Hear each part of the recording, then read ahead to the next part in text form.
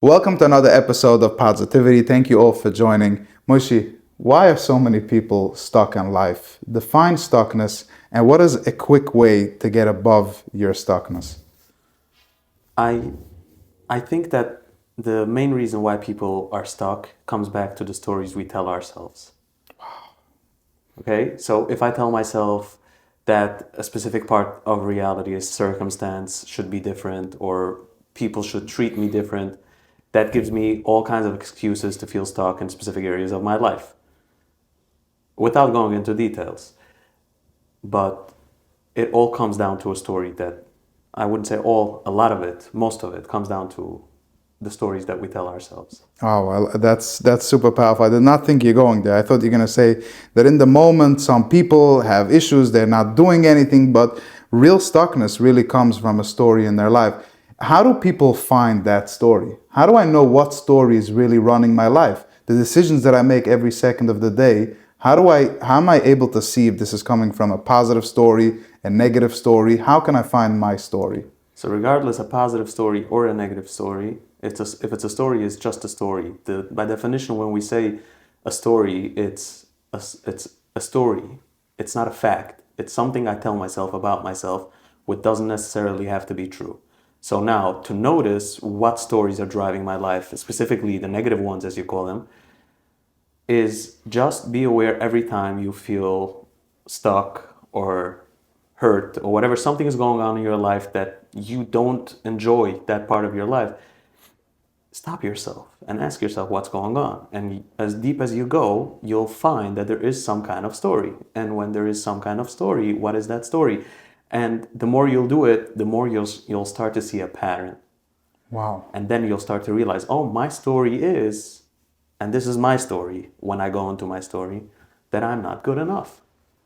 And I'll never be good enough, no matter what I do. I'll never prove myself to be so the people that I'm trying to please, the people that I'm trying to make them proud of me, that they'll ever be happy with me, no matter what I do. And that's just the story. Is that the truth? I don't Right. think so. But it's still sometimes Is like when I'm do you think unconscious, do I you go think there. it's a common problem that people have, that like trying to please other people or trying to be a certain character, and because they're not, many people jump into problems? I love to solve problems on this podcast, so I think maybe we're going somewhere here where many people, the reason they're experiencing problems is because they're living up to a specific story, and specifically trying to please people or please themselves a certain way to fit in. So what's the story around that person that tries to please other people? I'm asking. He For them, they're never good enough. They're never at ease because they have to serve either their parents or their kids or their spouse or their friends Right. Or society or for that matter. society. Right? So someone being a people pleaser comes from the same place, not feeling good enough and needing to prove themselves. But that happens that at some point throughout childhood, you get the message that you are here to serve others and not yourself, and you don't matter at all. Like that's where the story comes in. I don't matter. I will never be good enough, and the person takes it on them that they are supposed to please everyone, and they take it as a task. Like they don't see another way out. Yeah, I want to ask this question sarcastically, but the truth is, why should a person feel like they matter? So I look at it like this: I didn't create myself. I have no right to say on this creation that that this creation is not good enough the way it is, Right. or that this creation doesn't matter. Like I feel like I'm kind of betraying God, Hashem, when I say this. Like I didn't create me, I didn't make me, and everything that's in the past, the fact that I can't change it proves me that it's supposed to be like that. The only time when I have choice, bechira, Right. is in the present, right? So everything that is including me, including my past and the things that I'm ashamed of or feel guilty for, all of It's all that, you. right? All of that is good enough because for God it is good enough, because Right. if not, He would fix me right? Because he It's so can, beautiful. That's right? beautiful. So when I don't feel good enough, it's not him saying it, it's me saying it, and I have no right to do that. Wow, you're bringing me awarenesses as we speak. Because I asked that because there was an inner part of me that had that question. Technically, why am I needed? What am I doing? But like you're saying that it's just so perfect, and the fact that we're here means that we do have a mission. What Taka is a story, and I think that the quickest way to define it, if you want, I'll give you a chance afterwards. But I think that stories is basically most of the stories created within childhood, early on, even later on, as we're a teenager, Bukhari yeshiva, and there we have the way our parents treat us. I'm going to go right ahead and say because of how their parents and grandparents treated them. Then we have our teachers, our environment, create a story about who we are, what we need to do, how we need to protect ourselves. That little brain of ours as a kid tells us that, either we're too chubby or too skinny or too short, so now we have to pretend a certain way. Does this define our story and then define our decisions? You're asking me if that happens Yeah. or if that's the Or what truth. would you define a story? If somebody says So- now, what's my story? How do they define their story? Right. So as I said earlier, to define what's your story is to go back and see whenever you struggle what's Patterns. really going on, and until you find a pattern. Okay. But how stories create? What is the story? First, you said parents. I would rather choose the word caregivers. Oh, Okay, because it could be parents, but it could also be someone that didn't have somehow parents. I don't know, they grew up in a shelter, whatever. But it's also teachers at a young age and all that, like all caregivers. Um, but and then there's also the element of the story. I lost train of thought. So a you story. were saying how a story gets Yeah. created. So I touched the point that it's not only parents, it's caregivers, and a story gets created when something, I would say, traumatic to some extent happens. Okay, and it happens in childhood. Oh, I remember the second thing I wanted to say is that you said also maybe early on in yeshiva or something like that.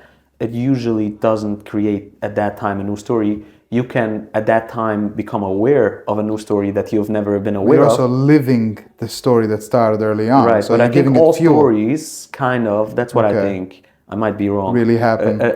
get created, the message that that I'm not good enough, or that whatever story it may be, it happens in the early on, really in childhood.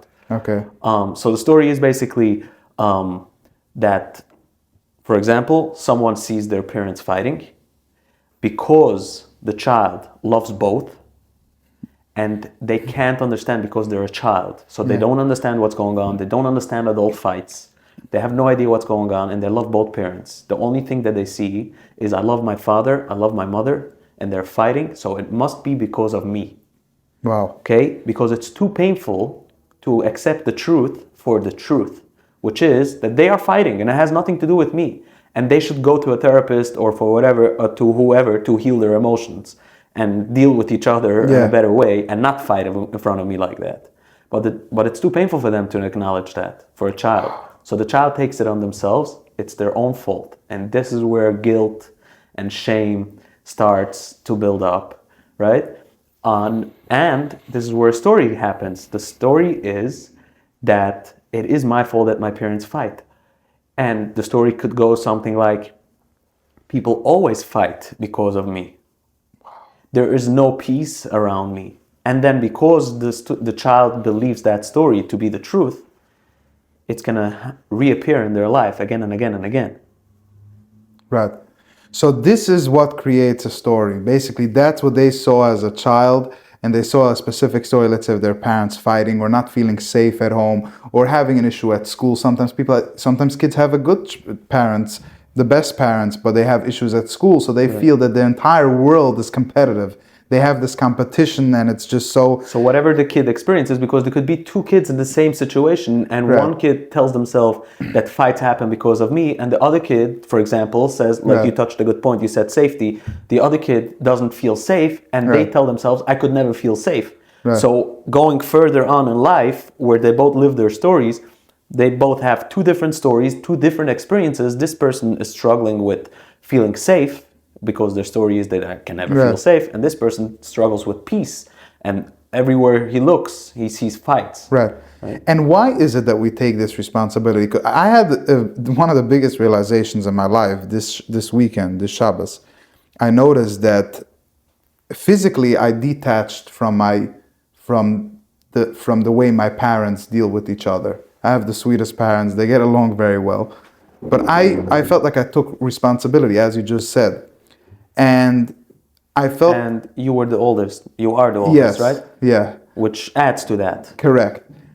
To this Shabbos, for the first time, I noticed that yes, physically I'm not engaged in their story, but mentally I'm still there. I'm still worrying if they're getting along or not, and what they're doing, or trying to be sometimes to protect one another. And then I was like, I really have to mentally detach from this. There is no reason that I'm caring so much. My question is, why? Why do kids get so attached to that story? Why do they take it on as if it's their problem? So it comes from a place of loving the parents so much.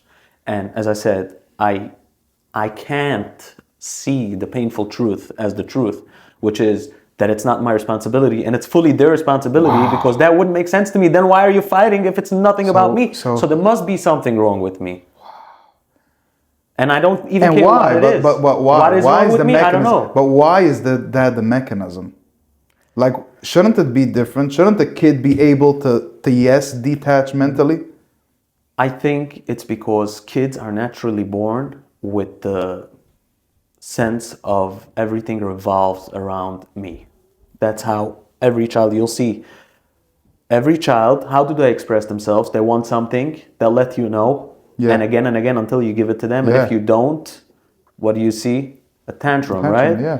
And this is with every single child in the world, Okay. right? What does that mean? They're entitled. Wow. They That's want how to take control. They're a child, a in person, their element. a human gets into this world thinking that everything is about me. It's my life and everything revolves around me. And Wow. everyone is here to support my journey. Yeah. I also had one of the biggest realizations And this we weekend. learn throughout life that it's, I have my journey and I can respect that, but you have Yeah. yours and everyone has theirs. Right. I had also one of the biggest realizations in my life this weekend, that kids are not what we think they are. They're so much smarter, so much brighter, so much more intelligent than we think. I have a 7-year-old brother. I see daily. The kid is as smart as I am. No difference. He reads the same books that I read. He does the same games. He wins me at rummy. And so I'm not saying I'm the smartest person, but he's not the stupidest person in the room. And I think that that's just for me growing up, I always thought that as a kid, I'm supposed to be halfway stupid or something because I'm not yet developed. I think that this is also, parents have a certain way of pressing down on their own children just so they feel more. So they say, "Bist noch nicht genug groß, wenn der seine Tate ist oben des." Like, go find a pillow and punch that, not your kid. So my question is for people listening to this, and I know that I've done a lot of work to try to be a better parent for when I become married and I have children. For a parent listening to this and saying, "Oh my God, like wow, look at how these kids take stories seriously." What can a parent do? How should they treat their child? I know it's a big question, but what is a proper way to emotionally treat a child? A few tips if you can touch on. So, first of all, when it comes to emotions, when do you feel comfortable to open up your emotions to someone?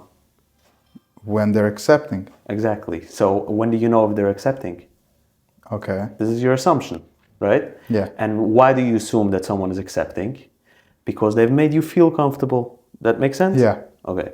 So, for example, if I want my children to if I want to provide them a safe space where I want to let them know that this is a space that you could feel safe to express whatever it is that you want to express. And by safety, I mean you won't be judged. I won't get angry. Okay? This is your safe space where you can express yourself. I need to focus on how can I provide that message besides just saying these words. Hey kid, come here. You can always tell me whatever you want. But that kid knows that if I'm going to tell my father X, Y, and Z, my father's going to, I don't know, bust. Right. So your words are one thing, but your actions are another thing. So I really need to be, as a parent, I need to be very aware of providing that safety, that when I'm noticing this kid is now expressing what they're feeling, I need to respect that this is what they're feeling. I can't change a feeling. I can't even change my own feelings. This is what I feel. This is the fact. I need to notice it. I need to acknowledge it. I need to express it. I need to heal it. But this is what I feel. So this is what my kid feels. I can't be angry or triggered in any kind of way that my kid feels something that I don't like, that they feel that way. This is what they feel. Yeah. Right? So this is the step number one. So if a parent finds themselves in a situation where they realize that their own kid might go into a whole story because of their own emotional struggles that they have with themselves or with a spouse, and they want to know how to deal with it, the first thing is to notice that the kids make it always about themselves. And if that's the case for a parent that wants to know, okay, what can I do now? Is to go talk with that kid and take responsibility, take ownership, own up to whatever mess is going on, that it's my mess. It's my mess. Wow. We both, parents, we both love you. It is not your fault. It's my mess. And we're dealing with it. Like, I'm aware that it's not supposed to be this way. And you mentioned that we undermine kids. Like, we think that they don't understand. Oh, they understand. I remember as a kid how much I understood. Yeah. Okay? Yeah. And now I'm an adult and I have this tendency to treat kids as if they don't understand. And I stop myself. I'm like, I know what I understood. Right. I wasn't stupid. These kids are not stupid. You were talking about your brother. Your brother is the youngest, right? And he's growing up with basically adults. Yeah. That also adds a lot. Right. Right? So he's way more exposed to adult life than you were. Right. Right? I do want to share a story that touches my heart on many levels. My brother, as you mentioned, he's very smart, growing up with adults. A few months ago, he came to me with a list showing me all the names in our family and everybody, and also guests that come to our family, friends, whatever. And he was showing me that this one has 3 points, 5 points. He likes this one like this much, this much. Somehow I ended up on the bottom of the list. I'm at the bottom of the list. You know, basically he said, you're not available for me, you don't play with me, you don't put me to sleep. And it bothered me a lot. Like, why am I at the bottom of this? I'm a good person. Like, why? I didn't tell him anything because I instead of saying, I think what a lot of people say, you know, what do you mean? You know how much I care for you? You know how much, because that's what my mind told me, you know how much I've given you over the years. I said, let me make an effort. No problem. I'll put you to sleep every night. I'll give you 10 minutes of quality time. We can talk. So you were listening to his requests without him even requesting it. Yes. Yes. Right? So he said, you don't put me to sleep. That's how I know you. That's why you're on the bottom of the list. Yeah. And you were like, okay, so this is what you want. Right. Okay, exactly. Smart. Thank you. And after a while, we also added, he said, you know, you only spend time with me when you put me to sleep at night. I also want to spend 10 minutes of quality time. He already knows that that's his love language, by the way. Wow, smart. So he said, let's spend 10 minutes of quality time. So I said, no problem, let's spend 10 minutes of quality time. Now, what I noticed with this is not just how much it helps him and how happy he is when I spend this time with him playing a game every day and putting him to sleep and waiting till he falls asleep, because kids by nature are afraid of going to sleep. They understand that when they're awake, they have their parents, and when they go to sleep, everything goes bye-bye. It's scary for them to go to sleep. We have to comfort them. We have to show them safety. You think all kids have that? No, by the way. A lot of kids do. My other brother used to just go into bed. He wasn't really afraid. But there are studies that show that kids, generally speaking, are afraid of going to sleep because they know that their parents is everything they have, and It's going kind of to like sleep. I'm dying tonight again. Yes, yeah, it's very interesting. So I played with him 10 minutes a day. Obviously, a few days. It's sometimes it's difficult, but I try not to miss a day. And I didn't see what it does. After a few months of doing it, I noticed how this 10 minutes that I give him and the time that I put him to sleep is really working on my little Ellie, that little boy, inner child, that also needs quality time. When I give him the quality time, because I don't use my phone at this time, I don't look at my phone, I don't use it. That's quality time. This is really quality time. I give it to him all the way. And I think that's super powerful. I'm saying the story because I'm giving to him more than anything I was giving for myself. And the results are in. Yesterday I saw his report card, and I am the second on the list. One after my father, I am the second on the list. You leveled up. I leveled up. And I'm saying it because I took pure responsibility of his request. Not guilt tripping him and telling him, what do you mean? You know how much I did for you and how I buy you stuff and I made you breakfast that day? I just said, let me see what I can change. And now I am the second on the list after my father. Wow. I am so proud of myself for this step because you know why? Because now I know that I can have children. Yeah. Till now, I did not know it. Right. Now I know it. So it's just an amazing story because this is the foundation of human beings, this foundation of Klal Yisrael. We can treat our kids that way.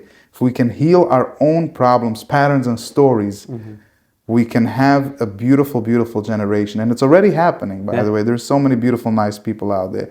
So it just touches my heart. Yes.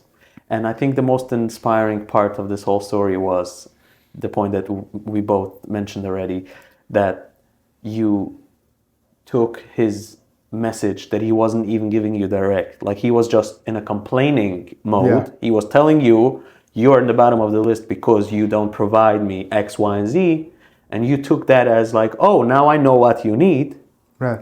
And he didn't know what he needed even at the time. So now this and you also mentioned the like your instinct to say, what are you talking about? You know how many things I do for you? Like, right? And this, both of these bring me to talk about the 5 love languages, right? We spoke a lot about this. And how I understand this, it's like this. So there are basic 5 love languages. Every person has a primary, some even have a secondary, but everyone likes all 5, right, to some extent. But there's always the primary. Now, for someone to figure out what their love language is, there is a few ways. One of them is to see how they complain about someone that doesn't love them. For example, if I would tell my father, I don't think you love me because you don't spend enough time with me, right? I would realize on that, oh wow, my love language is quality time. Or my father would be able to realize from that this is what I need, right? Yeah. Or if my little brother would tell me, you never put me to sleep, or you never pick me up, or you never, I know they want physical touch, right? Right. So, like, if we can touch on the 5 love languages, because probably on all 5 people don't know. Okay. No, if you can say what they are. Okay, so all 5 love languages are in no particular order. Yeah. Words of affirmation, which means like to give. It's not only compliments; it's also recognition. It's also, I'm proud of you. By the way, let's back up a second. The 5 love languages mean that every person has a language on how they receive love.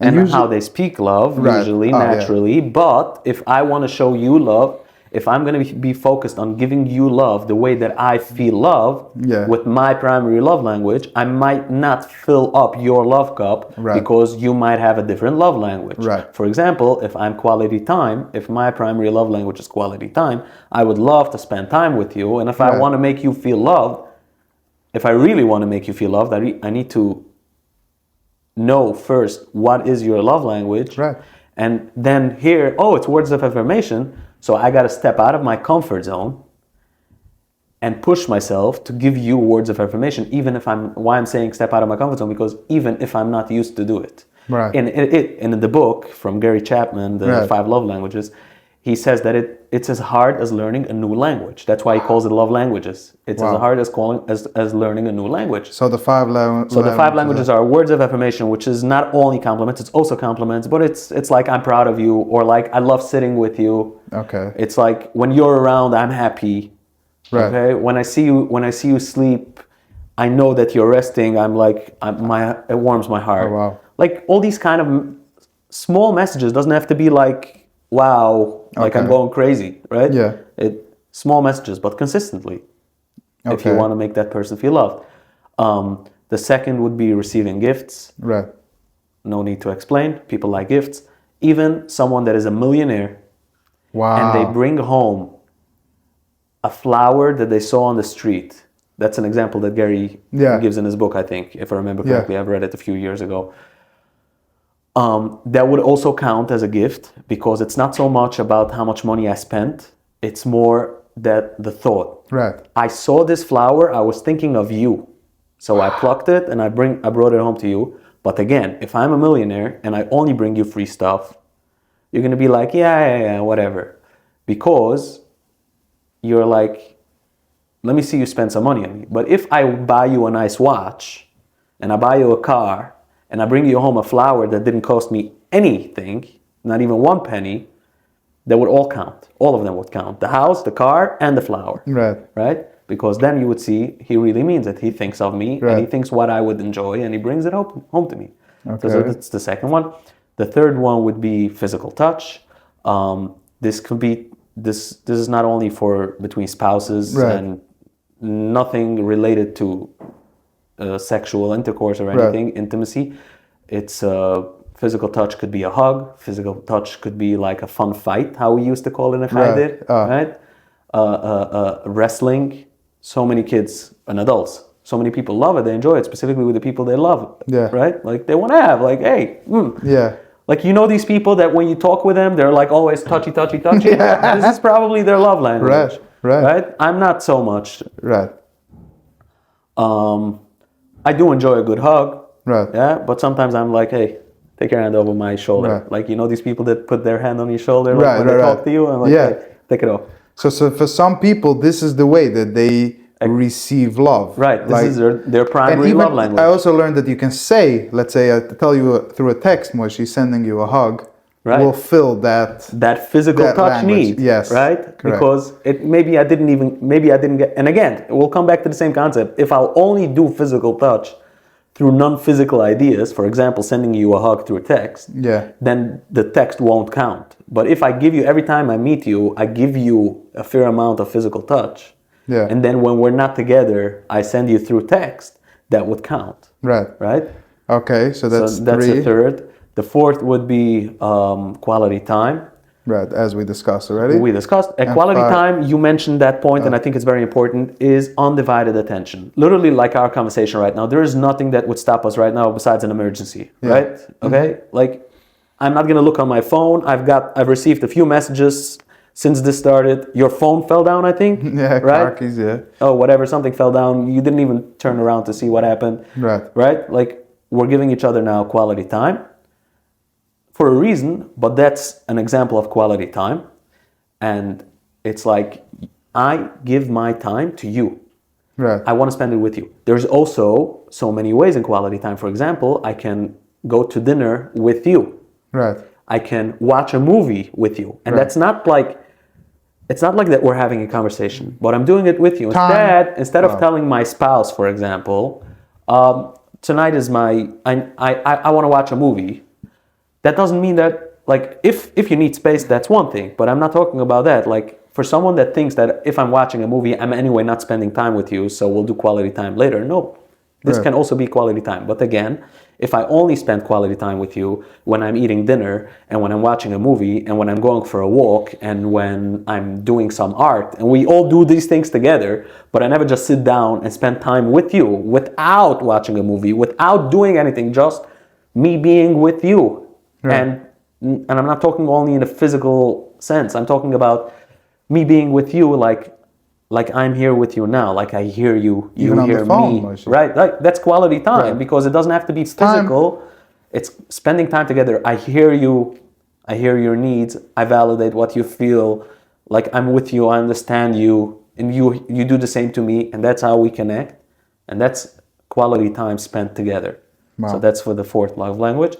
The fifth Acts of service. is acts of service. So for example, let's say some people have house chores. It's said. It's Yeah. pronounced. Yeah. So basically, Washing dishes, Yeah. So everyone has a laundry. job Right. in the house. So for example, if it's your job to wash the dishes and my job to wash the laundry, Yeah. or like let's say we take shifts of days, whatever, it doesn't matter, and it's your turn to wash the dishes, and you come home from work and you see the dishes are washed, and you're like, who washed the dishes? And I'm like, I did. And you're like, you know that it's my day. I'm not complaining, but I'm just like, you didn't have to. And I'm like, yes, I know. I didn't do a mistake. I did it on purpose. I love you, and I did you I the cared for you. I did you an act of service. Right. Giving somebody And a for ride. someone, yeah, exactly. It could be so many things. For someone that this is their primary love language, you just fill their cup up so much that it poured over, like Abdullah. Right. Right? So everybody has their love language, a way that they receive love. Everyone likes all five. Right. Oh, okay. So, but everyone has a primary. Right. Some people also have a secondary, which means for me it's like this: I have a primary, and then the rest are the other four are on the same level basically. Maybe one a little bit above the other, but not like nothing comes close to the first one, to the primary. Some people will tell you, I have two that are primary. Right. And the truth is, whenever I went into conversation with people, at the end we came to an understanding that there is a primary and a secondary, and then the rest, the three left, are on the third level. Right. Okay. Interesting. So some people have a secondary. Some people, for example, I don't have a secondary. I have a primary and the other four. Wow. And we need all five to feel loved. But if I give you only four and not my primary, not your primary, And it's still not gonna. you will not feel loved even if I give you the four. Wow. And if I give you only the one that you need and not the other four, you will feel loved, but maybe not completely. Wow. Right? Specifically, but if you have a secondary, I'm gonna have to give you the two, the primary and the secondary, and then the other three not. You'll also feel loved, but not completely. This brings me to the whole point why I started this conversation. You tell me, you know, you never wash the dishes when it's my chance. You don't show me that you love me. And I'm like, what are you talking about? You know how much I do for you? You know I give you hugs? You know I spend time with you? You know what I did for you, X, Y, and Z, and I have so many things, a whole list of things of how I feel loved that I did for you because I love you. And it is true. Because I love you, but I did it, what's love for me? What's my language? And then when you express that you don't feel loved by me, instead of taking it as a message and be like, oh, hold on, let me listen between the words. What is he saying? He's saying he doesn't feel loved and he's complaining, but what's the message? The message is he's telling me why he doesn't feel loved, and now I can notice something. I can be like, oh, wow, he wants me to do acts of service. Okay, let me learn how to do it. I don't know. This is not my love language. I'm not used to it. It's a step out of my comfort zone, but I'll do it because I love you and I want to show it to you. Right. Right. So people have to learn to give the people around them, children, spouse, or even parents, to learn or love a neighbor. languages. Doesn't matter. A workmate. To give them what they want. And the most importantly is that we have the ability, of course, to give ourselves this love that we need. Whether it's quality time, and if it's touch, you can go like this and give yourself. I have found for me that if I want this specific love language of touch, I just spend time alone. I'll go lay on the couch with a blanket, and that will feel to me like touch because the blanket is touching me. That gives me that language. But I noticed that the love language is something that's very important, and I can give it to myself. We actually discovered recently that I went basically from my love language that I thought was words of affirmation, like compliments and stuff like that, to quality time. My real love language is quality time. I didn't even know it because I felt like I just didn't give it to myself. I never Which can deserved happen it. a lot because, like, if I have an emotional need for validation, right? Mm-hmm. Nothing related to my love language could be because of a childhood trauma. It could develop as my strongest need, and I think that this is my love language. It's just a need, something that I Right. need to heal. And when I heal that, I'll discover that my primary love language is not even Right. that. My primary love language is quality time. Right. So I'm thinking now a lot of people that listen to my podcast, I know that are they are single parents, and I know that it's pretty difficult for them. And I feel like this is helpful for them because sometimes they have a child that they buy them a lot of things or whatever. You have to know maybe he doesn't want gifts. That's not his way. Maybe he just wants quality time. Maybe he just wants a hug or she, whatever. So I'm glad that we shared this because this helps so many people on different levels. Right. I want to touch on a story. You also Yeah, touched the point of giving yourself. Yeah. And you talked about physical touch. Physical touch itself could be, okay, quality time is easy. Like you could Right. do. So you do so many things anyway where you spend quality time with yourself. For example, if you watch a movie, you just did quality time with yourself. For me, or how I understand, like if I want to show myself, if I want to give myself intentionally quality time and I go watch a movie, I just do it with intention. I do the same thing, I just do it with intention. Meaning to say, before I watch the movie, I make it conscious within my head that I'm going to watch the movie right now Yeah. because I want to spend time with me. Right. And I'm giving that to me. Okay, so for example, physical touch could be so many ways. You could go to a massage, Right. You're providing to yourself something that you know that you need, and you're Right. giving it to you from a loving place. The Right. whole point is intentional, conscious. That's it. Beautiful. I love that. Hebra, give yourself love. That's the message here. Yeah. We all live and breathe on love. People die from not getting love. It's scary. We need love. Two biggest things that feedens, zeggen ze in English, that motivate us. Oh, okay. That like makes us as humans do anything. Yeah. The two biggest motivations Okay. are one of two. Sometimes it could be both. Okay. It's love and fear. Wow. And most people Yeah. are driven. The word I was looking for is driven. Yeah. We are driven by fear and love. Most people today are driven by fear. Right. And specifically, if you look around, I don't know if it's intentionally or not. We can go into theories, but Yeah. I don't know for a fact if it's intentional or not. But like, for example, the media is like very focused on putting the humans into a fear state of mind. So that's how we can easily control you. Right. Right? Wow.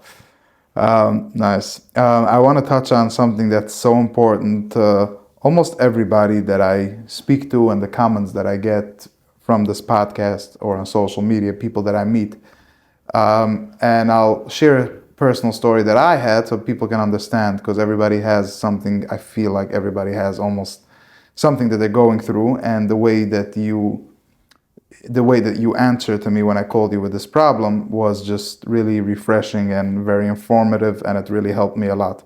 So I called you saying that I wasn't really feeling well. This was 2-3 months ago, I was having COVID, and I was feeling dizzy. I was very, very uncomfortable. And I remember complaining to you. I called you and I said, Moshe, it's crazy. It's like I'm so uncomfortable. Was It's that so a conversation painful. while I was on the way to you? Yeah, yeah.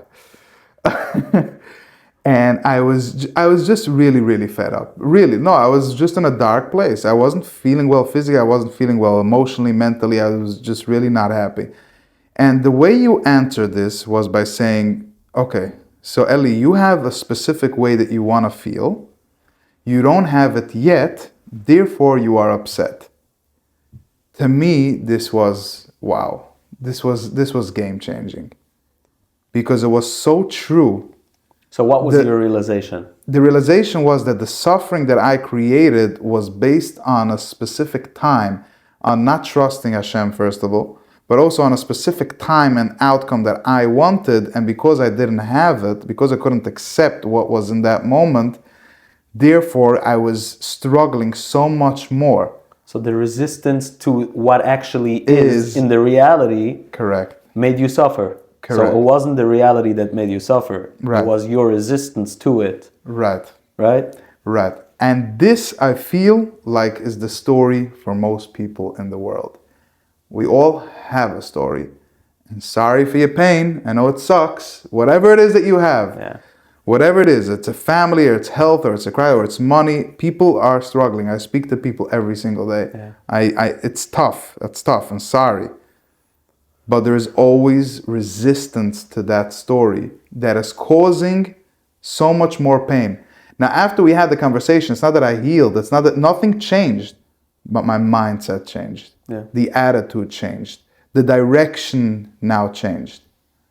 So I want to help people with this podcast. And I feel like this is something that if I can explain to people that, yes, it's tough and it's difficult, but stop having so much resistance. And I know saying it is, yeah, stop having. I wouldn't say stop. Try having less resistance to your situation.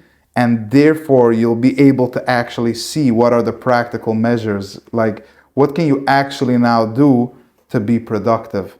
Because you're not in a place of lack or complaining or just close-minded or just locked in your house and not doing anything. Now you're actually opening up to something. So I wanted to thank you for that realization. And if there's anything you want to add, you can Yeah. add. So this whole concept I've learned mostly from a book. It's called Loving What Is by Byron Katie. Yeah, I started reading it this Shabbos, Yeah. so Oh, thank you. amazing. It's very interesting, the I first few pages. personally, yeah, it is. The whole book is amazing. Yeah. It's a very easy read. It's a big book, but it's an easy read. It's mostly stories. Okay. And it's very, very informational, clear, and engaging. It's interesting. Okay. Like I've just recently introduced it to someone very close to me, and to be honest, I was shocked. That person read it in 6 days. My assumption before wouldn't even take me close to that, but that person was like, he told me, like, I'm addicted to this book, wow. and they're reading it now the second time. Wow. Okay. Anyway, but the book this is mostly where I got this information from. The book is called Loving What Is because that's the idea, to learn to love what actually is instead of resisting it. And she states in the book that all suffering, like she makes that huge statement, that all suffering are the resistance to the reality. And it's never the reality itself. And where I've seen it firsthand, one of the many times that I've experienced it with things that I've been suffering and realized, oh, I'm suffering. And then I was open to challenge myself on it. And I've realized, yeah, it is my own resistance to the reality that makes me suffer now. That like whatever I'm feeling, that not good feeling, is because I'm resisting reality. And if I could surrender to reality and see it for what it is, right? So one of the few times that I remember right now is a very powerful experience, which was during chemo. Yeah. So for those who don't know, I've had chemo a few months ago, and Baruch Hashem, I am healthy and clean forever. Mazel tov. Yeah, thank you. So during chemo, I took chemo for a while, and it was hard.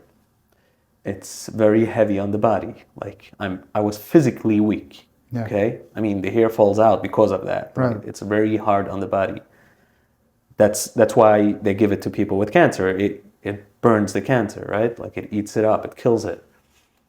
So during that time, it was really hard.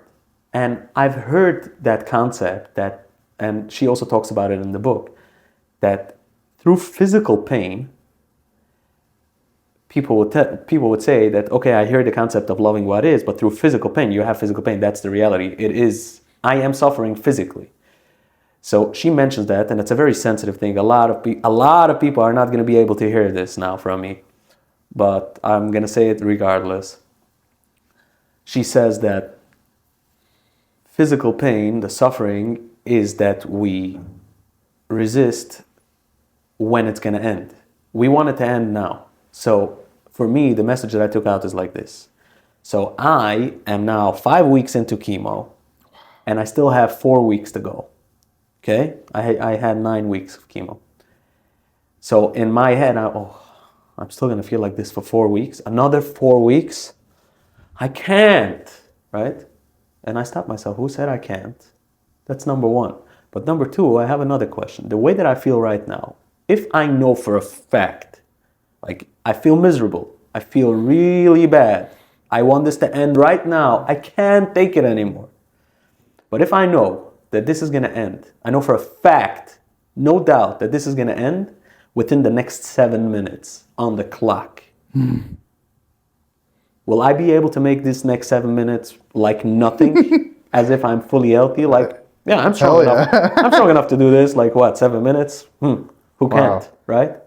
Or any other physical pain. I've done it with the chemo. I've done it with the toothache as well. I'm talking about crazy toothache. Actually, here I don't have that tooth anymore. Like this is, Yeah. we're talking about really crazy. Yeah, I remember you were going for months like that.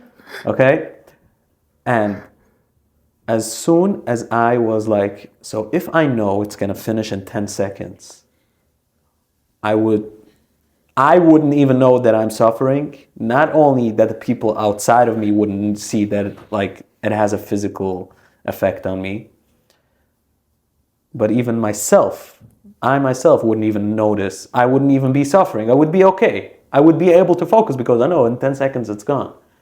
So now that I assume that it's going to go for however long I think it's going to go, because the doctor said it's going to take another 4 weeks, or because That's why you don't have the koichas and you're I'm fed like up. another 4 weeks suffering like this uncomfort. But if I know it's finishing in 10 seconds, I can be. So if I can handle All you're knowing of or thinking of what. exactly. So if I know I can handle another 10 seconds, let me only handle a 10-second period at a time. I have to give an example. Like for all the singles out there and they want to badly get engaged. If you know that tomorrow or Right. even next week you get engaged, you'll be perfectly fine right now. You would take a trip now. You would chill. Yeah. Right? Wow. You would enjoy the next few days knowing, okay, this is my last few days single. Let me just, I don't know, have fun. So it's and in a on few days not I'm getting knowing the end. So it's basically all on the mind. It's more than not knowing. It's because we don't know, we go into a story. That's probably going to take another year or so or whatever. We're not I deserving. might go into a story that it's going to take another month. You might go into a story that it's going to take another 6 months, and someone else might go into a story that's going to take another day. They might probably not suffer. And then there is someone that goes into a story that is going to take another 10 years or maybe forever, right? And that's probably how much they're suffering, depending on the person struggling and suffering. Beautiful. Wow, thank you for sharing. So a little bit of an introduction, because Moshe, we didn't do an introduction, but Moshe is a good friend of mine that I know him already for, I think, over 5 years now, about 5 years, and came into my personal life like a malach, because I felt lost. I didn't know anything. I was very immature, I would say. I had a lot of things that I suffered and struggled with. Regular life, nothing in particularly, just life. I wasn't feeling motivated and happy and complete. And I remember having conversations with Moshe. So this is actually a free gift to all of you because I'm introducing you to Moshe, because he was a gift in my life and really helped me grow. And I remember him taking me out from a job into a business, from being unhealthy and overweight. Moshe, do you remember how much I weighed? I mean, do you remember how much I weighed? I was huge. And he would take me on walks every day. We would meet up, go to Brooklyn Bridge Park. You were telling me I'm learning to accept myself as I am. Yeah. And love it. Yeah. And did you ever love that? No. Love that you were so overweight? No. Right? No. So loving yourself was like giving yourself what you needed. Correct. Yeah. And I lost a lot of weight. I remember one of the things that we did together was create a list, a plan of action of things that I will do every single day. It was a list of 15 things. I think I still have that list of how I turned my life around, literally from being this chubby, miserable, unhealthy, poor person to being who I am now, considerably with a successful business, healthy, energized, happy, clear in my mind, and he still is a good friend of mine. And so he actually is now a coach open to the public, and you can call him at any time, and you can get a 20-minute free session, and just have a conversation with him. That's how I started. I just called him and I said, Moshe, there's a few things in my life that are not going well, and he very well pinpointed that. So That being said, make sure you follow him on Instagram where he puts out motivational videos, or even on WhatsApp status. We'll post the link and the number on the bottom. Great value. This guy helped me a lot, still does, and is a great friend. And whenever I have a problem, let's just say I call him a couple of minutes later, that problem is no more a problem, because as he just explained in the conversation that you're listening, once you have these specific tools and techniques of understanding how life works and the things that happen in general, then you... Did you introduce me to law of attraction? I think so. Yeah, wow. But once you have these specific tools, your life changes forever. So I want to touch on the water story, because this story stayed with me forever and I use it now whenever I talk to somebody. And then I want to talk about manifestation, because I think that affirmations, manifestation, law of attraction is really the quick way to get every single listener. It's the only way. The only way, because everything is an attraction. But I think it's the quickest way to help all of you listeners. The story with the water is, we were by Brooklyn Bridge Park, and you were telling me, Eli, what's water? And I said, what do you mean? Water is water. And like, well, yeah, but what is it? I said, it's wet. But what's water? I said, I don't know. And he's like, you tell me, like, you see how quickly you gave up on a simple question? I said, yeah, it's kind of embarrassing. You were like, I don't know. Okay, moving on. Yeah. I was like, next question. Oh, yeah. Yeah. Oh, I remember that moment. Like, next. I was trying to avoid the question. Because I didn't know the answer. And then Moshe taught me one of the most important lessons, that I have this conversation daily with people. When they don't know the direction where they're going, when they don't know the kind of things that they want. We specifically spoke about business.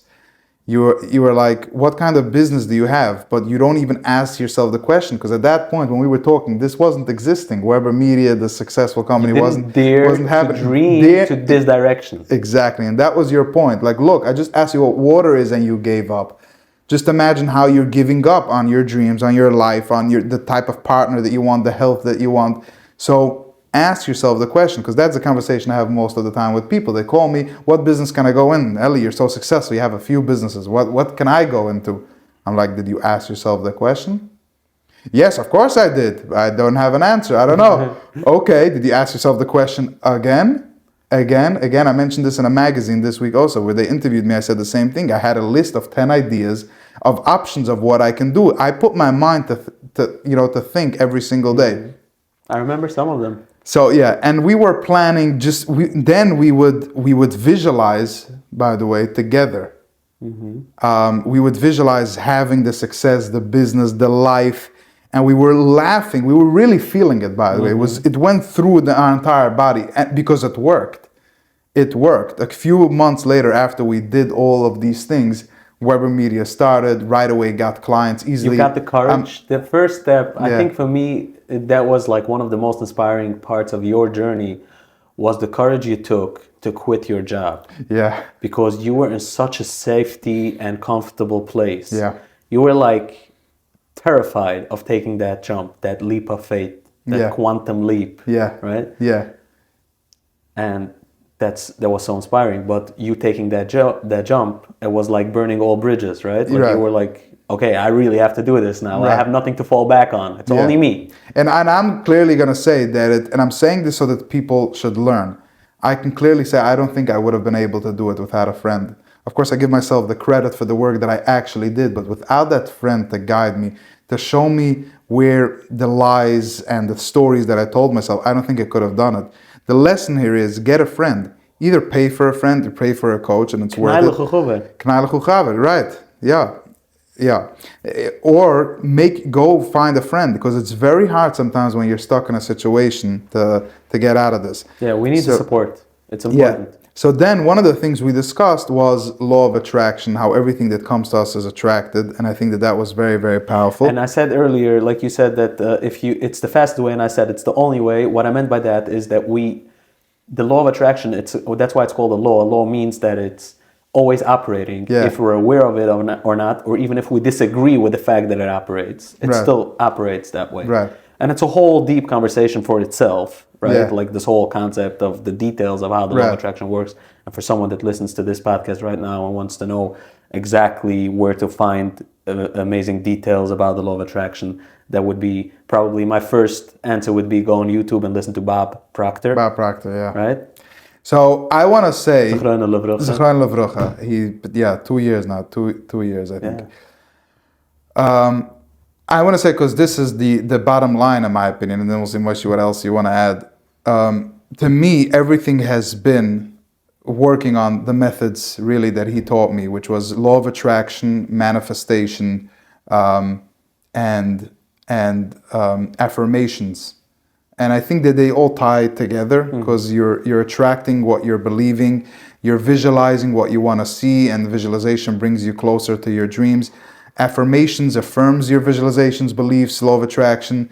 But what I want to say is, and I never shared these things, the amount of things that I've attracted into my life, Rabbi Sai, it's real. It works every time. Me and Moshe had for a very long time, every day we would say a certain thing that we attracted that day. And it just comes to show how powerful it is. I want to give one example. Last week, I was sitting. You're going to give one example, but I am a witness that every good thing you have in your life right now is something that you consciously attracted. You said, I'm going to attract this. You did the exercises. You did what was needed to be done in order to get it. Yeah. And you got it. Right. Right? Yeah, correct. All of them. Yeah, thank you, Moshe. I want to give one example. Last week, Monday, I was in a bad spot. Yeah, that happens for me. A bad spot. I didn't feel it. Yeah, exactly. I wasn't in the mood. I wasn't feeling energized. I felt like I'm just, And I remember going onto my phone and writing down 3 specific things about how I feel, about my business something, and about relationship something. That same day, and I wrote it down and I said it 10 times. Affirming it, feeling it, really. You wrote it down as an affirmation. As if it's already happening, yes. Something that you want as an affirmation, as if it's already happened. Right. I said, I'm so happy and grateful now that I have these things, that I have a relationship, that I have business, and I have the money. That day, I ended up going to a business show, something that I haven't done in many, many months, because I didn't have the energy. I didn't want to go. At the business show, I met a girl and we went out. Something also that I didn't do in many, many months because I didn't feel like it. I wasn't up to it. And that was the relationship thing you wrote down. That was the relationship thing I wrote down. And a couple of business opportunities just randomly presented themselves to me. So I'm just showing from writing it down one time, saying it, I said it out 10 times and I still am saying it, reading it out loud, but really feeling it, it happened in my life. So this means wherever you are in your life, take control of this. Take this as a lesson that you can write down your own destiny and take charge of it. No matter where you are, no matter how you feel, no matter what you're doing, you can, with affirmations and or visualization and putting yourself into that healthy headspace, you can attract anything that you want. Who doesn't want that? Don't we all want everything that we want? And this is such an easy method to get to it. Right, and I think the very important part that you play as a very, very great example in this thing is that most people today want instant gratification. We don't have patience. And you were willing to take this journey every time you heard about a new idea, a new concept in the law of attraction. You were willing to do it and practice it for as long as it takes without knowing when or how long it's going to take. You were like, I know it's going to work regardless. I just don't know if it's going to take me a day or a year or 10 for that matter. But I'm going to do it until it's happening. I want that car. I'm going to do it. I'm laughing because now I have the car, I have the business. Wow, so thank you for recognizing that, because I have seen how affirmations really work in my life, and it's beautiful, and I would ask you all to try it. You know, that's and putting not only in affirmations, right? Like all the exercises, and you really putting in positivity. And by the way, I'm glad we had this conversation, because I feel like I took so much of the things and memories that we created together and just brought it up to the surface again, just to remind me of, because I also feel like I'm going through stuff in my life now. Like I feel like I'm also not always where I want to be, or just trying to figure things out, and just having this conversation where I'm I think seeing that means how. that you're alive. Yeah, thank No, you. like when you have everything, you have nothing to Right. grow, nothing. Well, like, what are you doing here? Right. Like, But it's boring. I think a sense of direction is really what happened between us, why it was so magical. I had no direction before we met, and then I had direction, especially with that list, as I mentioned, like 15 things that I changed in my daily life, whether it was exercise or davening or learning every day or just eating healthy, not being on social media, having Remember limits, all our these walk things. started? Yeah. How Yeah. long? How long was our walk? We did every day, 30 minutes, 45 minutes. It started with 30 minutes. Yeah. And that was me challenging you. You were like, no, 30 minutes is so long. Yeah, yeah. Right? I never exercised And in my now, how life. long can you walk? I'd walk every day, 45 minutes to Right. 3 miles. I walk Right. every day. Baruch And Hashem. then And I we go to the walked- gym every day. Right, and we walked 30 minutes. We walked like grandpas. Right, Right? Like yeah. really slow. Yeah. You were like remember that. telling me, hey, slower. I was I think 300 pounds at that time. Yeah. You know, I My point is not to like laugh about that time. My point is Yeah. like to bring out like your dedication Yeah. to change things. just for the record, I feel so mechizik from after this conversation. So I know, Moshe, for you also have a burning desire and a passion to help people. That's just really your mission completely, by the way. Like I'm an entrepreneur and whatever, but this is your purpose. And if you want to talk about it, like why you want to help people or how you feel you can help people. I think literally this is my purpose, my mission, why God created me and sent me down here and made me go through whatever I went through. Right. Obviously, it also has that element of me having to heal me, and whatever my soul, on a soul level, on a spiritual level, needed healing, maybe from past and in some sense also generational Right. traumas that I need to heal. But in my own imagination, and maybe from a place where I find comfort, I tell myself that to go through what I went through on such a high scale, it has to be something way more than just myself.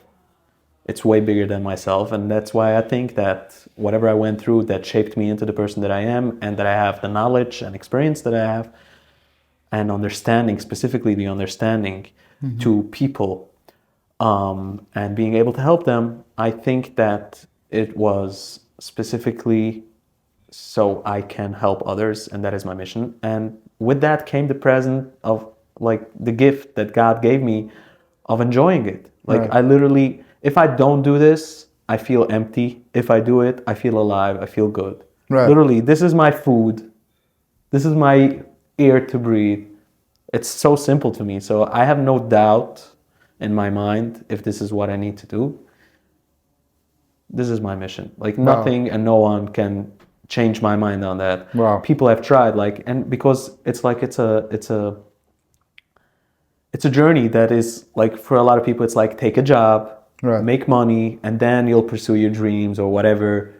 I'm like, no, I'm wasting my time when I'm working in construction or whatever. Right. Like, no, I don't want that. If Right. I can't do what I'm supposed to do, Right. I don't And want this to do is the anything. test. How is it that you always know spot on what my problem at least is? But I know for other people, I know I speak to many friends that are also friends with you, and they know that Moshe is just the guy. It can help them mit jeder Sache, like whether it's relationship or business or whatever. Like, zij weißen die is the Mensch. Ich weiß, die guys mir sagen, sie hatte the Shmaya Hashem, your journey, but if you can give me a little bit of a secret ingredient, what is it? I want to learn this. Yeah. What is it? No, what is it that you have? And I'm going to, two parts of this question. What do you have? And I want you to give me now a technique, and maybe also for others, but at least for me, how can I be that kind of person? Maybe for myself to be able to do it. And second of all, to be able to help other people the way you helped me. You have to sign up for coaching for that. Sign up for coaching. Sign yeah. up for coaching. But first, thank you. I appreciate the compliment. And it is Siyata D'Shmaya. It is from God. Right. It is from Hashem. And it's something that I didn't necessarily work on. It's not something that I gave myself. But in one word, it is clarity, and it's a blessing, it's a gift. But to develop that gift, I think Hashem puts in everyone a gift. Steve Harvey talks a lot about it, and I want to mention a Torah that my father showed me a while ago, more than a year ago, and it was relevant this week's Shabbos Parsha, Tetzaveh, and I'll mention it in a minute. And my point is that everyone has a gift, but the gift is not non-developed, and we have to put in the work to develop it. That's what Hashem wants us to do. Like, this is part of our mission. And for example, to know what the person needs to hear, again, as I said, it's totally, completely siyata d'shmaya. And as I said before we started this podcast, I said, like, we were talking, and I said that every single time, or most of the times, I try to make an effort to do it every single time before I answer, or before I start a session with a client, or before I have a conversation with a friend. Like when someone asks me something, if you'll ask me sometimes a question and you'll see me go like this, you'll know what I'm doing. Wow. I say to Hashem, please, please put in the right words in my mouth, the right words that this person needs to hear right now to have the healing that he needs. Yeah. So it's not me. I see myself as the vessel that Hashem uses, and I'm blessed and honored to have that. Oh man. Now, as a tip, that was beautiful. So, giving it over to Hashem. I want to know what you use. Yeah. So how I developed that gift is, you mentioned that word. I listen.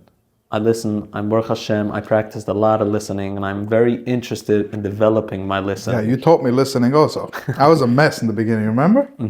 Because I'm the comedian. I speak. That's what I do for a living. Right. To me, listening is Don't like shut me up and just listen. You know what I do when I'm on the phone? I'm sorry for that. Like I check the time. Like I have people that I speak to, and I decide, okay, for the first 10 minutes, I'm not saying anything, and then until 10 minutes, I don't talk at all. Right. So I'm just saying how I practice listening. I think it's something that so many people are missing out. Right. Or they're giving false advice when it's not needed. But anyway. Right, that's also part of what listening is not, is like giving advice. Advice, yeah. Like when I tell you what I did or what I'm experiencing, and you start to fix it. Like, hey, I didn't ask you for that. Like, unless I tell you, I want advice. So the technique you use. So I did a lot of. I enjoy bettering my listening skills. Okay. So when I have the opportunity, I find a new idea that I haven't heard till now. Right. I like, oh wow, I need to implement this. Right. Like I love improving my listening skills, and I have been loving it for a while. So I've been working hard on my listening skills.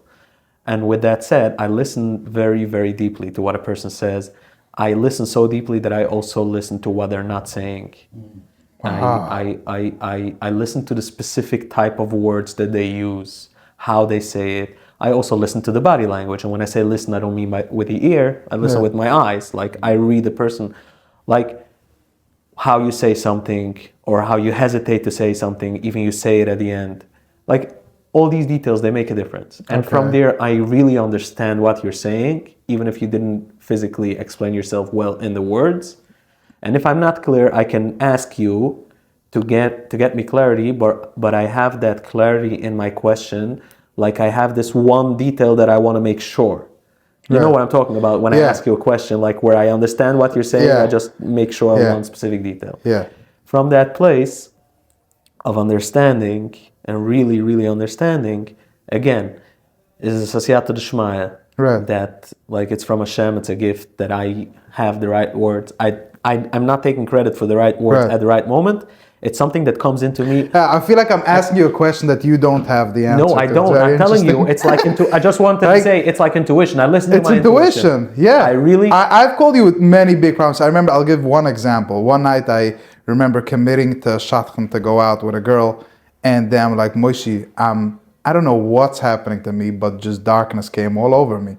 And I'm like, I don't know why. Like I spoke to the shadchan, I trust the shadchan, I trust going out. I think it's the right thing to do to go out with the girl. And you were like, wow, like you just opened my mind to explain to me why I said yes to something I really believed that is a no, and that was just messing with me. It just completely tore me apart. So that's the kind of ability that you have that is just amazing. It's just wow. Yeah. But I you should also- study it. You have to study it for yourself, Moshe, Right, Be'emes, right. to know what it is. What's your method? Right. So it is my intuition, but I realized while you were talking, because you said that I explained to you why you said yes, and I realized that you used this choice of words probably because you wanted to say a whole 10-minute explanation in one sentence, because I don't just hear you with your struggle and then explain to you why you did something. I ask questions, right? Yeah, but I also My think questions are directed, meaning to say, so you tell me that you said something, that you did something, and you tell me, I don't know why I did that. And I'm like, why did you do that? Wow. Right? I make you think in the direction. Like I guide you with my questions to find the answer you're looking for within me. I don't give you the answer, you give it to yourself. I guide you to find it. Okay? And then you're like, wow, you gave me clarity, which I just asked questions. You gave yourself the clarity because you were willing to ask yourself these questions and answer them honestly to yourself without going into denial. that's a very good explanation, by the way. Thank you. But these questions That's come from true. intuition. The moment you talk it out and you explain it and you have the right person over there to challenge you, because some people do the opposite. Some people are like, "What's the problem? Just go out with a girl." You were like, "Ellie, do you really want to go out with her?" And I was like, "No." But you could have said, "Just go out, just be a gever, just Let it go. yeah, let it go. Just go out, challenge yourself." You're very good with that because I was gonna say maybe with me you're very good because I don't have big problems, but no, many of my questions are on a very Don't belittle yourself. yeah. No, I'm saying many of my questions are on a thin line. Like, I can give you the full explanation why yes and why not. We've done this many times with really difficult situations and scenarios, whether it was relationships or business or certain things where one little thing that you could have said could have gone completely that way or the other way, but you always knew what to do. And that came from asking the right question, which comes from my intuition, which is a gift from God. So this technically, you can do it on yourself, Right? but you could maybe teach me how to do it for others. So I can tell you, I can maybe help you find your intuition's voice and trust it and listen to it, like guide you there. But I can't give you a gift that Of is the not mine intuition to that you give, have. right? Like I can't make you. But you're saying But I'm telling you, everyone's intuition. If you really listen to your intuition is every single person on this planet. wow, The intuition guides to the right place you need to go. right, If you only dare to listen and follow. right. Oh, I wanted to say about the last week, this previous Tetzaveh. Shabbos, Tetzaveh. So the Hashem says to Moshe Enahan, to Moshe Rabbeinu, go and find people, go tell people, what's the Lushan? Ba'atu tadaber el kol chachmei live. Ba'atu tadaber el kol chachmei live asher milaysev riach chachmo.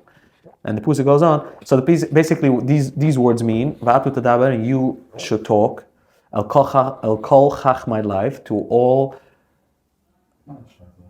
Chachmei live means smart people, but the definition of the words is smart in their heart. Wow. And I think when the Torah calls the heart, it's the subconscious. By the way, that's what I think. Asher milaysiv riach chachmo, that I, Bashefer, Hashem, filled him, the hearts, the kliga hearts, with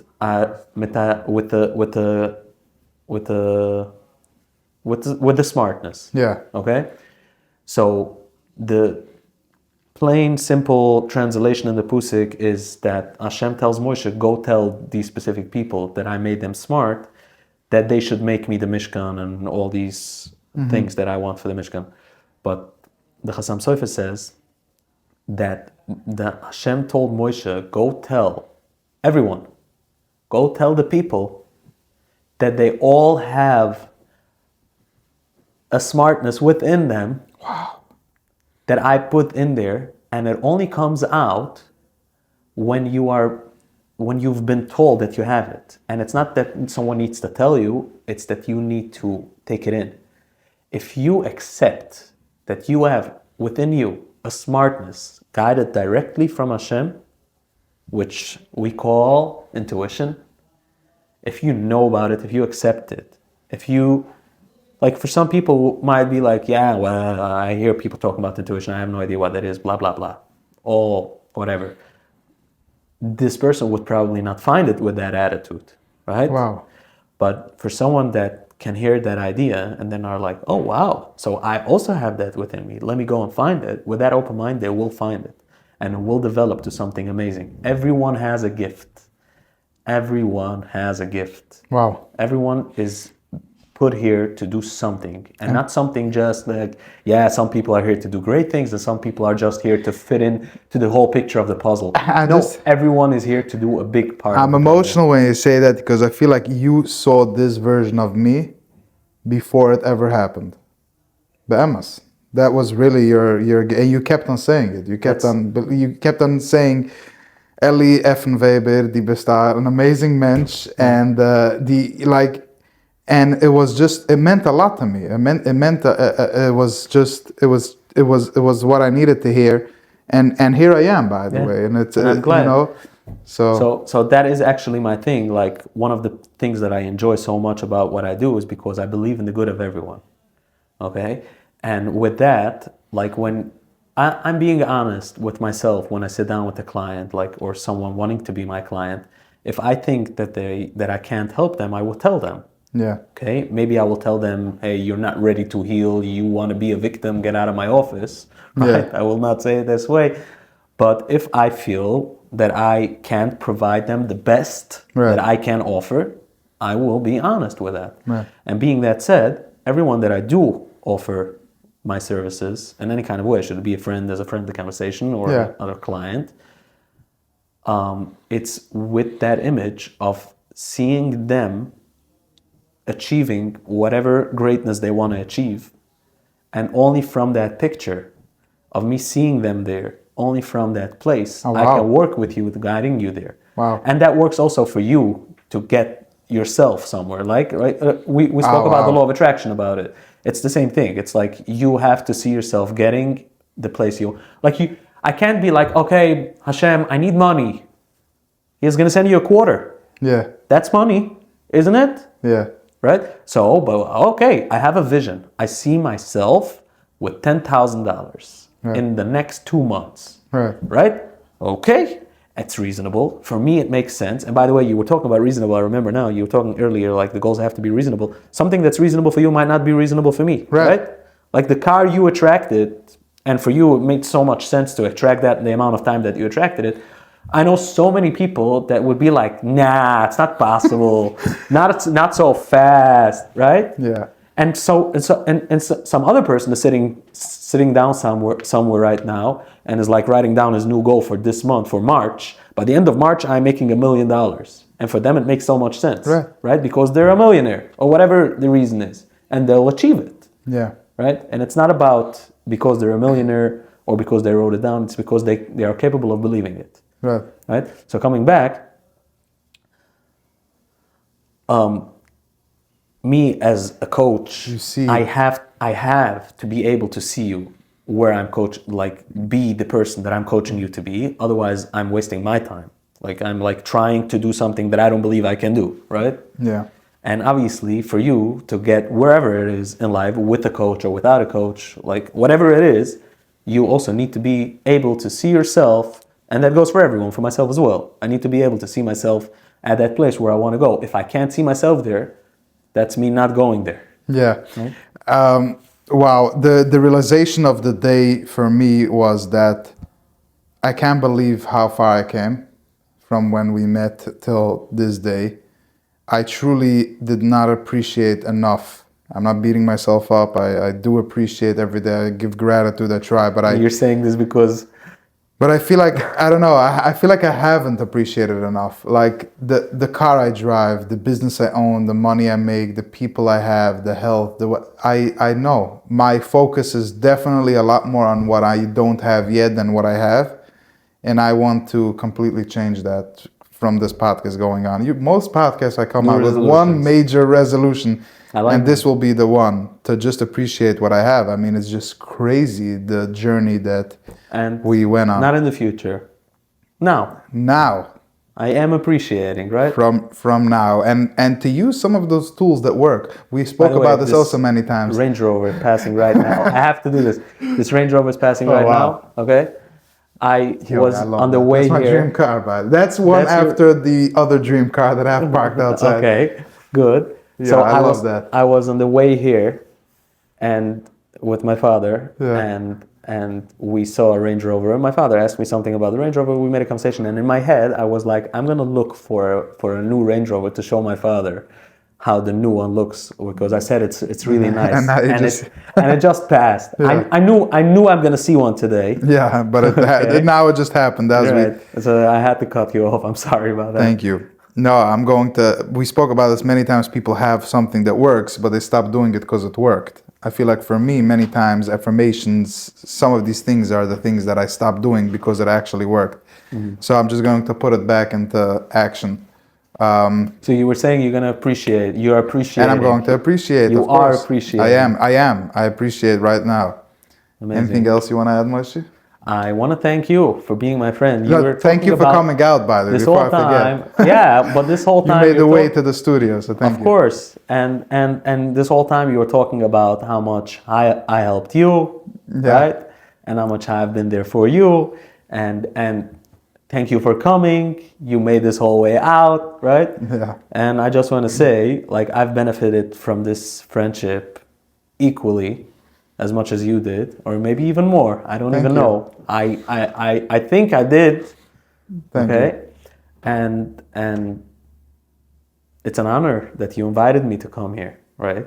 Like, I feel privileged to be here Yeah. with you on this podcast. Thank you. And I appreciate you. I appreciate you as a friend. And you're also my coach in so many ways. I mean, we've Thank talked you. about this. You know this. Thank you. So many times that I call you for things that I need coaching in, and I'm like, Yeah, thank you. I'm just grateful.